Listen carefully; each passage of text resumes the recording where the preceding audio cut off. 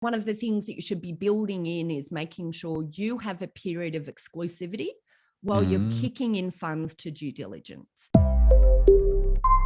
Here's the process. So, and what I don't have here is you need your strategy first. Like, what are you trying to do? Let's get a strategy of how you're getting there. So that's the first thing.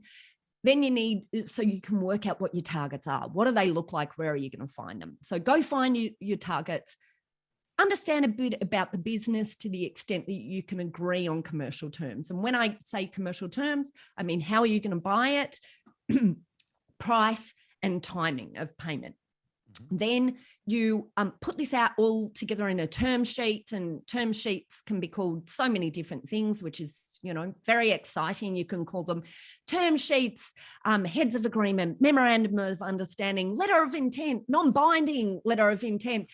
I could go on. There's so many names for them.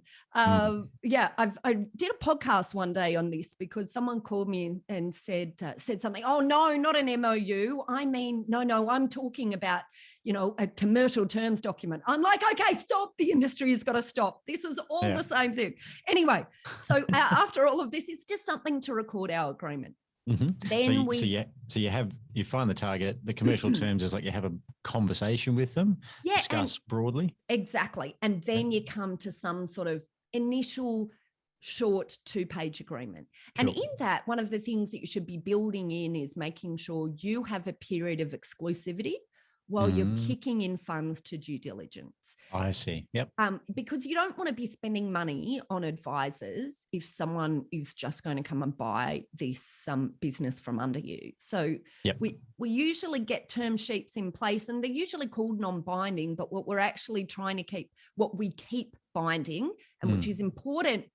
Some people don't realize you need legal advice at this point because we need to make sure it's working right. So my opinion is you probably need it as you find targets or before then. But absolutely. So where do we get that term sheet, or where do we bring you in, let's say? Yeah.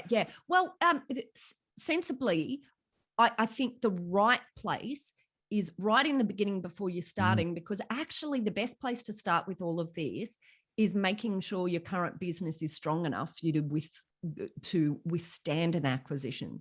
So I actually think that's the first, and that's not even in the flow here. Goodness gracious. I have to change this diagram too. What do you reckon? Strategy. Yeah. That's right. That's right. Yeah, cool. But right in the beginning, it is about, making sure you're super clear about what you're doing. And I think at that point, you need to get together your deal team, your accountant and your lawyer, to sit down and get clear on what your strategy is and how your business is looking from a strength perspective before you start